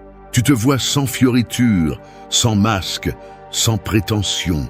Là, dans ce silence, naît la vérité. Tu découvres ta force, non pas quand tout va bien, mais quand tout semble s'effondrer et que tu restes debout malgré tout. La douleur t'apprend aussi l'empathie. Celui qui a souffert comprend la valeur du réconfort, l'importance du respect et le besoin de compréhension. C'est pourquoi les sages ne méprisent pas la douleur. Ils l'honorent. Ils l'acceptent comme une partie du processus de devenir quelqu'un de plus conscient, de plus réel, de plus humain. Ne confonds pas la douleur avec la défaite. Souffrir n'est pas échouer. Échouer, c'est ne pas apprendre de ce qui t'a fait mal. La douleur est inévitable, mais la souffrance est optionnelle. La première te forme, la seconde te consume. Chaque fois que tu transformes une blessure en une leçon, tu utilises le feu de la vie pour forger ton esprit. Imagine ta vie comme une épée. Chaque coup, chaque perte, chaque déception est une flamme qui la durcit. Si tu fuis le feu, l'épée ne se forme jamais. Mais si tu résistes au processus, si tu lui fais confiance, tu en ressortiras plus fort, plus affûté, plus sage. C'est ce que fait le stoïcien. Il ne fuit pas la douleur, il la transforme en pouvoir. Alors arrête d'avoir peur du feu. Remercie ce qui t'a fait mal, car cela t'a donné de la clarté. Remercie ce que tu as perdu, car cela t'a libéré. Remercie ce qui t'a brisé, car cela t'a montré que tu étais plus fort que tu ne le pensais. Utilise la douleur comme ta forge, pas comme ta prison. Parce que pendant que d'autres se lamentent sur les flammes, tu forges l'acier de ton âme. Et dans ce feu, loin de la peur, c'est là que naîtra ta véritable force. 5. Montre ta vérité en silence. Le bruit est la distraction préférée des insécurisés. Celui qui ne fait pas confiance à ce qu'il est, cherche à le valider en parlant. Mais celui qui se connaît n'a pas besoin de l'annoncer. À une époque où tout le monde veut être vu, le vrai pouvoir réside en celui qui n'a pas besoin d'expliquer qui il est. Le silence n'est pas une faiblesse, c'est la maîtrise. Seul celui qui a conquis son intérieur peut se taire sans craindre de disparaître. Les stoïciens comprenaient que la vertu n'a pas besoin de spectacle. Marc Aurèle a gouverné un empire et pourtant il a écrit pour lui-même, non pour être admiré.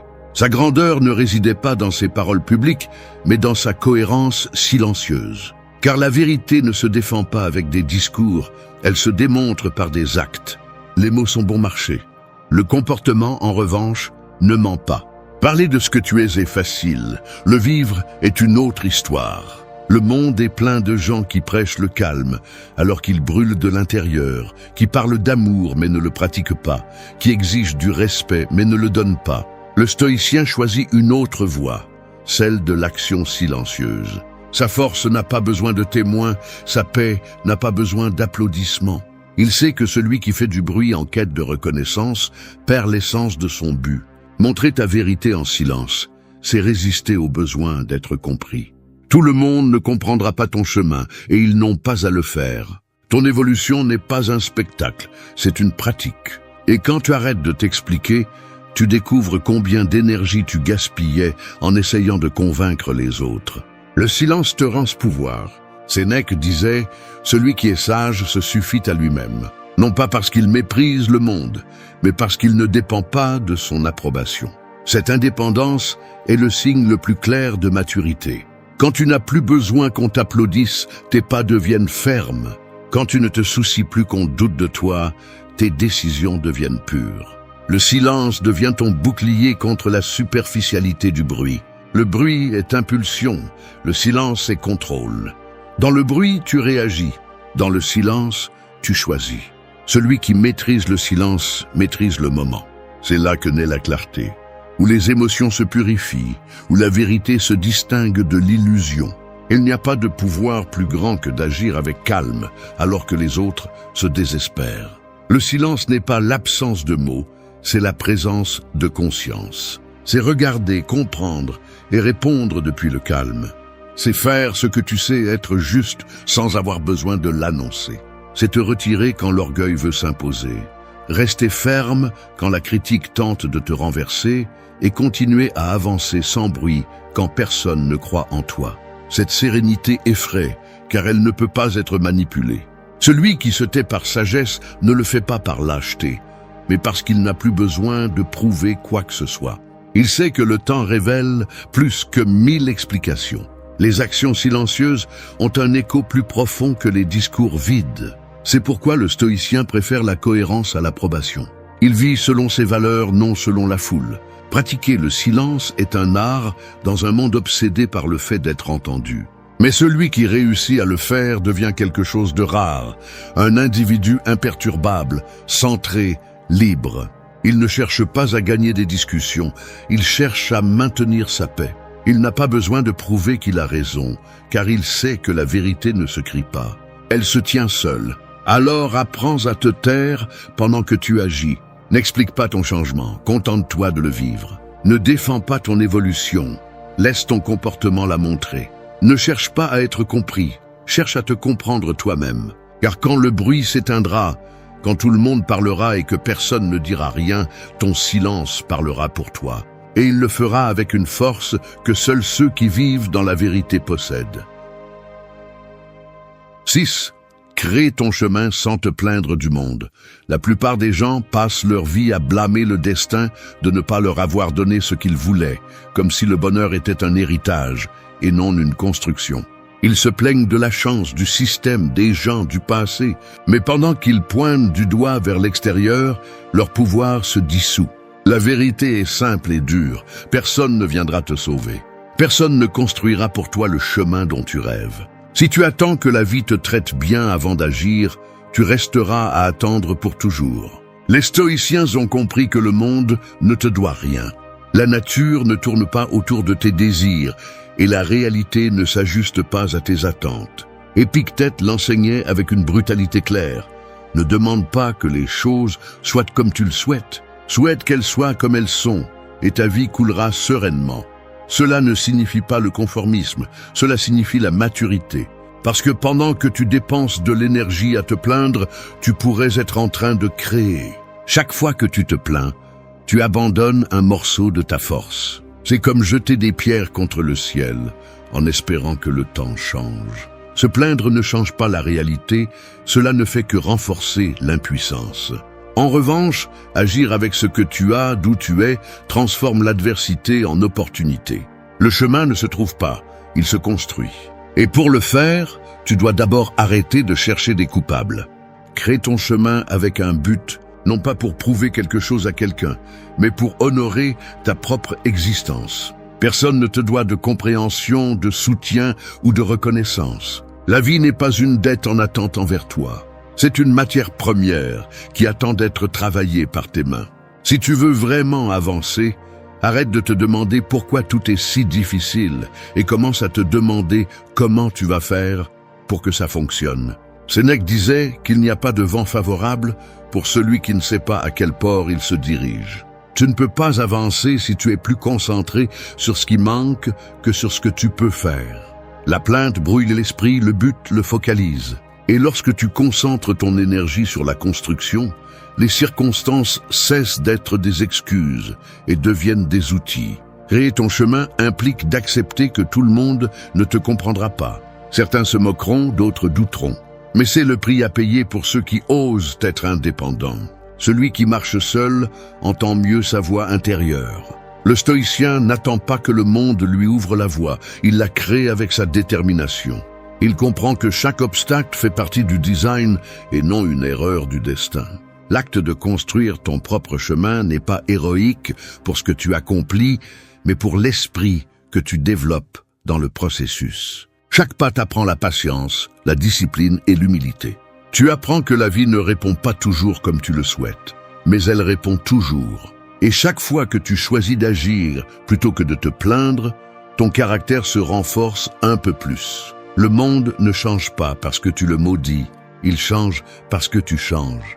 Quand tu transformes ta réaction, tu transformes ton destin. Si tu attends des conditions parfaites, tu ne progresseras jamais. Le moment idéal n'existe pas. Ta décision existe. Le chemin se dégage pendant que tu marches, pas avant. Alors arrête de te plaindre. Personne ne t'a promis une vie facile, mais tu as la possibilité de vivre une vie significative. Prends ce que tu as, même si cela semble peu, et fais quelque chose avec. Chaque jour que tu choisis de créer plutôt que de te plaindre, tu construis un pont entre ce que tu es et ce que tu peux être. C'est la véritable liberté. Ne pas dépendre de la faveur du monde, mais de la force qui naît en toi. Parce qu'à la fin, le monde n'est pas là pour te faire plaisir, mais pour tester de quoi tu es fait. Et si tu l'affrontes avec fermeté, ce même monde deviendra le terrain sur lequel tu construiras ta grandeur. 7. Ressens mais n'obéis pas. Les émotions sont comme des tempêtes, intenses, imprévisibles et éphémères. Tu ne peux pas arrêter la pluie, mais tu peux décider de ne pas te noyer dedans. Vivre n'est pas éviter de ressentir, c'est apprendre à ne pas transformer chaque émotion en un ordre. Si tu laisses tes sentiments diriger ta vie, tu deviens l'esclave d'un climat intérieur qui change à chaque heure. Ressens mais n'obéis pas. Les stoïciens n'ont jamais nié les émotions. Ce qu'ils ont enseigné, c'est comment les gouverner. Épictète disait que ce ne sont pas les choses qui nous perturbent, mais le jugement que nous portons sur elles. En d'autres termes, ce n'est pas l'émotion qui te détruit, mais l'interprétation que tu en fais. La colère ne te contrôle pas. Tu la nourris avec tes pensées. La peur ne te paralyse pas. Tu la transformes en prison. La tristesse ne te fait pas couler. Tu choisis de rester au fond. Tout ce que tu ressens peut être un outil ou une chaîne, selon la façon dont tu l'utilises. L'esprit humain a un piège, confondre l'intensité avec la vérité. Nous croyons que parce que quelque chose se ressent fortement, il doit être réel. Mais tout ce que tu ressens n'est pas vrai. Tu peux te sentir inutile et pourtant avoir de la valeur. Tu peux te sentir seul et pourtant être entouré d'amour. Tu peux te sentir perdu et pourtant être sur le bon chemin. Les émotions sont des messages, pas des mandats. Écoute-les, mais ne leur obéis pas aveuglément. Contrôler les émotions n'est pas les réprimer, c'est les diriger. C'est reconnaître la colère sans agir à partir d'elle. Observer la tristesse sans couler, ressentir la peur sans fuir. C'est là le véritable pouvoir. Le stoïcien ne cherche pas à éliminer ses émotions, mais à les transformer en force. La colère devient un élan discipliné, la peur de la prudence, la tristesse de la compassion. La clé est de décider à partir de la raison, pas de l'impulsion. Celui qui obéit à ses émotions vit en réagissant. Aujourd'hui il aime, demain il déteste. Aujourd'hui il se sent capable, demain inutile. Aujourd'hui il promet le ciel, demain il veut disparaître. Cette instabilité détruit la paix intérieure. Mais lorsque tu réussis à rester ferme alors que tes émotions changent, tu deviens un roc. L'émotion peut te toucher, mais pas t'entraîner. Sénèque l'expliquait avec sagesse. Celui qui est esclave de la colère ou de la peur cesse d'être maître de lui-même. Et perdre le contrôle de soi-même est la plus grande des défaites. Parce que peu importe ce que tu possèdes, si tu ne peux pas maîtriser ce que tu ressens, tu resteras un prisonnier. Le stoïcien cherche la liberté intérieure, et cette liberté n'existe que lorsque l'esprit est plus fort que l'émotion. Pratique cela chaque jour. Lorsque tu te sens dépassé, ne réponds pas immédiatement. Respire, observe, évalue. Demande-toi, est-ce que ce que je ressens mérite mon action ou simplement ma compréhension? Parfois, il suffit de regarder l'émotion pour qu'elle perde de sa puissance. Le calme ne vient pas de l'absence de sentiment, mais de l'absence de réaction. Et dans ce calme, l'esprit reprend le contrôle. Rappelle-toi que ressentir est humain, mais agir avec sagesse est divin. L'émotion te montre ce qui se passe en toi. La raison t'apprend quoi faire avec cela. Les deux doivent travailler ensemble, mais avec une hiérarchie. L'esprit guide, le cœur inspire. Alors ne sois pas honteux de ressentir, mais ne te justifie pas non plus pour tes réactions. Apprends à ressentir sans te perdre, à t'émouvoir sans te briser. Chaque émotion peut être un ennemi ou un maître. Tu choisis le rôle qu'elle joue, parce que celui qui maîtrise son monde intérieur n'a pas besoin de maîtriser quoi que ce soit d'autre. Ressens mais n'obéis pas, et tu découvriras que la véritable liberté ne réside pas dans ce que tu ressens, mais dans ce que tu décides de faire avec. 8. Souviens-toi de la mort et vis éveillé. Penser à la mort n'est pas morbide, c'est lucide. Seul celui qui se souvient qu'il va mourir comprend vraiment comment il doit vivre. La plupart se comportent comme s'ils avaient un temps infini, repoussant les rêves, retardant les changements, accumulant des futilités. Mais le stoïcien ne craint pas la mort. Il la contemple pour se réveiller. Car rien ne secoue plus l'illusion de permanence que d'accepter combien tout est fragile. Chaque jour qui passe ne revient pas. Chaque mot que tu n'as pas dit, chaque étreinte que tu n'as pas donnée, chaque décision que tu as évitée devient une opportunité enterrée. Nous vivons endormis, croyant qu'il y aura toujours un demain. Mais la vérité est que demain n'existe pas, il n'y a que le maintenant. Se souvenir de la mort, c'est se rappeler que tu es ici pour un temps limité et que ce temps est ton plus grand trésor. Marc Aurèle le répétait comme un mantra, n'agis pas comme si tu allais vivre 10 000 ans. La mort est à tes côtés. Tant que tu vis, tant que tu le peux, sois bon. Cette conscience ne le rendait pas pessimiste, elle le rendait sage.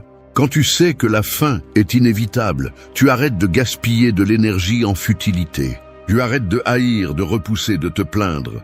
Tu commences à vivre avec intention, avec urgence, avec gratitude.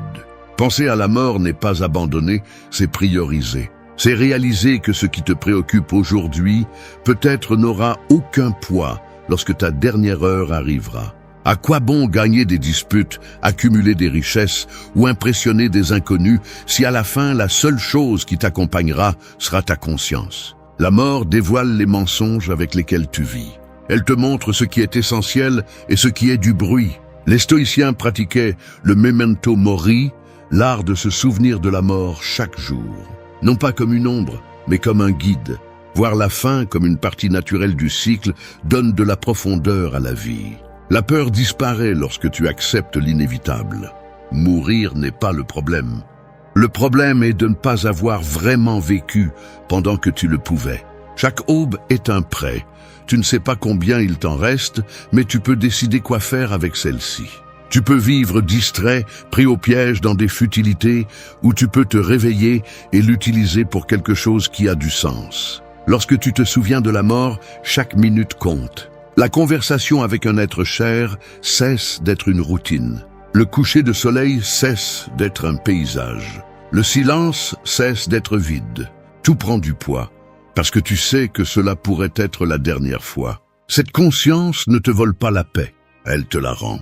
Elle t'apprend à arrêter de t'inquiéter pour ce qui n'importe pas, à libérer les ressentiments, à apprécier les instants qui auparavant passaient inaperçus. La mort, vue de la sagesse, n'est pas une menace, c'est un miroir. Elle te montre qui tu es, et si tu vis vraiment comme tu le voudrais. Souviens-toi de ceci. Tu n'as pas de contrôle sur quand tu partiras, mais tu as le contrôle sur comment tu vivras jusqu'à ce moment. Tu n'as pas besoin de plus de temps, tu as besoin de plus de présence. Tu n'as pas besoin de plus de promesses, tu as besoin de plus d'action. Si aujourd'hui était ton dernier jour, qu'est-ce que tu laisserais sans dire, sans essayer, sans remercier? Cette question, plus que tout conseil, devrait guider tes décisions. Le stoïcien vit avec sérénité parce qu'il sait que tout ce qu'il aime est transitoire. Il ne le craint pas, il l'honore. Il aime intensément, travaille avec un but et dit au revoir sans amertume quand le moment arrive. C'est ainsi que tu devrais vivre, éveillé, conscient, courageux, parce que la mort n'est pas la fin. C'est le rappel le plus puissant que la vie se passe maintenant. Souviens-toi de la mort, non pas pour la craindre, mais pour ne plus jamais t'endormir face à la vie. Merci d'être resté jusqu'à la fin de la vidéo. Si vous avez tout vu, commentez « Je suis stoïcien » comme notre signe secret, indiquant que vous êtes un véritable apprenant du stoïcisme. N'oubliez pas de vous abonner et de liker la vidéo si elle vous a plu. Rendez-vous dans la prochaine vidéo et rappelez-vous, continuez à cultiver votre esprit stoïque.